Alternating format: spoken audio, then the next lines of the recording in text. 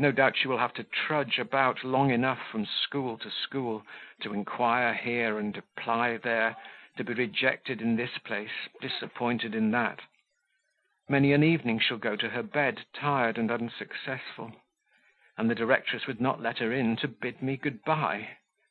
I might not have the chance of standing with her for a few minutes at a window in the schoolroom and exchanging some half-dozen of sentences, getting to know where she lived, putting matters in train for having all things arranged to my mind. No address on the note, I continued, drawing it again from the pocket-book and examining it on each side of the two leaves. Women are women, that is certain, and always do business like women. Men mechanically put a date and address to their communications. And these 5-franc pieces? I hauled them forth from my purse. If she had offered me them herself, instead of tying them up with a thread of green silk in a kind of Lilliputian packet, I could have thrust them back into her little hand and shut up the small taper fingers over them, so, and compelled her shame, her pride, her shyness, all to yield to a little bit of determined will. Now where is she? How can I get at her? Opening my chamber door, I walked down into the kitchen. "Who brought the packet?" I asked of the servant who had delivered it to me. "Un petit commissionnaire, monsieur." Did he say anything? Rien. And I wended my way up the back stairs, wondrously the wiser for my inquiries. No matter, said I to myself as I again closed the door. No matter, I'll seek her through Brussels. And I did. I sought her day by day, whenever I had a moment's leisure, for 4 weeks. I sought her on Sundays all day long. I sought her on the boulevards, in the Allée Verte, in the park. I sought her in Sainte-Gudule and in Saint-Jacques. I sought her in the 2 Protestant chapels.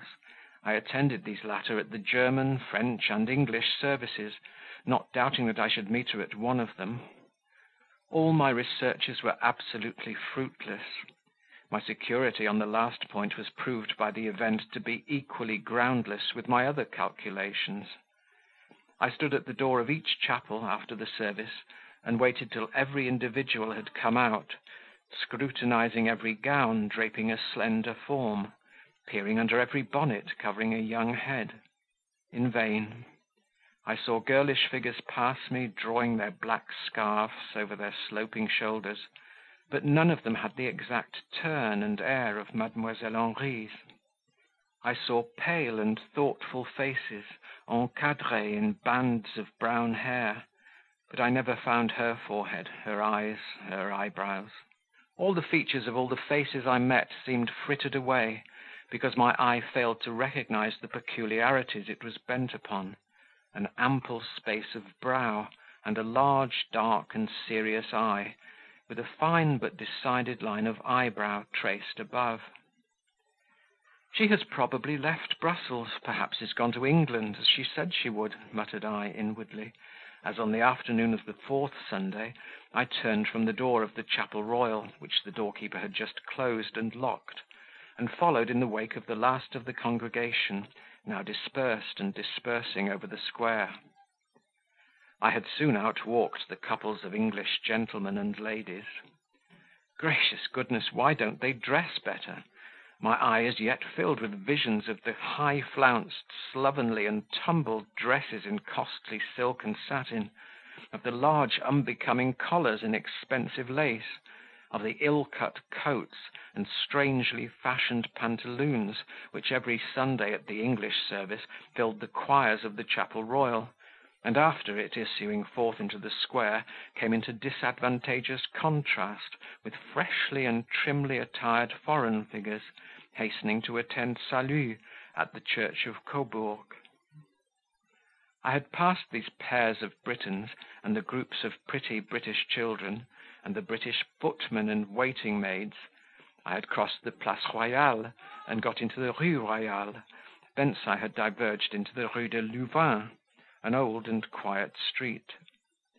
I remember that, feeling a little hungry, and not desiring to go back and take my share of the goûter now on the refectory table at Pelet's, to wit, pistolet and water, I stepped into a baker's, and refreshed myself on a koek.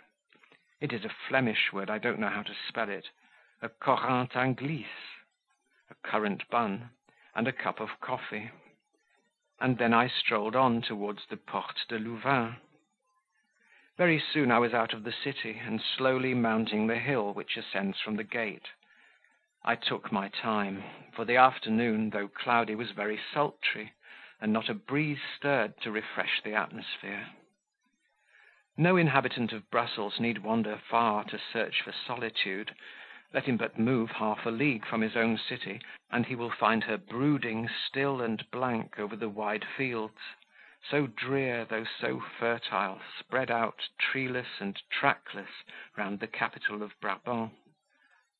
Having gained the summit of the hill, and having stood and looked long over the cultured but lifeless campaign, I felt a wish to quit the high road which I had hitherto followed, and get in among those tilled grounds, fertile as the beds of a Brobdingnagian kitchen garden, spreading far and wide even to the boundaries of the horizon, where, from a dusk green, distance changed them to a sullen blue, and confused their tints with those of the livid and thunderous-looking sky.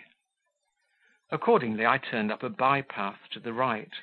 I had not followed it far, ere it brought me, as I expected, into the fields, amidst which, just before me, stretched a long and lofty white wall, enclosing, as it seemed from the foliage showing above, some thickly planted nursery of yew and cypress, for of that species were the branches resting on the pale parapets, and crowding gloomily about a massive cross, planted doubtless on a central eminence and extending its arms, which seemed of black marble, over the summits of those sinister trees. I approached, wondering to what house this well-protected garden appertained. I turned the angle of the wall, thinking to see some stately residence. I was close upon great iron gates. There was a hut serving for a lodge near, but I had no occasion to apply for the key. The gates were open. I pushed one leaf back. Rain had rusted its hinges, for it groaned dolefully as they revolved. Thick planting embowered the entrance. Passing up the avenue, I saw objects on each hand, which, in their own mute language of inscription and sign, explained clearly to what abode I had made my way. This was the house appointed for all living. Crosses, monuments, and garlands of everlastings announced the Protestant cemetery outside the gate of Louvain. The place was large enough to afford half an hour's strolling without the monotony of treading continually the same path; and for those who love to peruse the annals of graveyards, here was variety of inscription enough to occupy the attention for double or treble that space of time. Hither, people of many kindreds, tongues, and nations had brought their dead for interment; and here, on pages of stone, of marble, and of brass, were written names, dates, last tributes of pomp or love, in English, in French, in German, and Latin.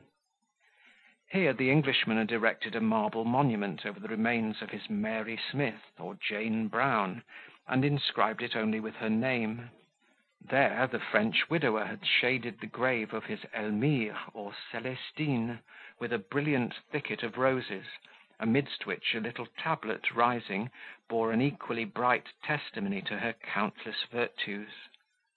Every nation, tribe, and kindred mourned after its own fashion, and how soundless was the mourning of all.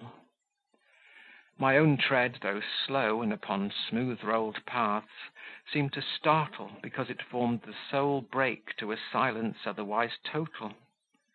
Not only the winds, but the very fitful, wandering airs, were that afternoon, as by common consent, all fallen asleep in their various quarters. The north was hushed, the south silent, the east sobbed not, nor did the west whisper. The clouds in heaven were condensed and dull, but apparently quite motionless. Under the trees of this cemetery nestled a warm, breathless gloom, out of which the cypresses stood up straight and mute, above which the willows hung low and still, where the flowers, as languid as fair, waited listless.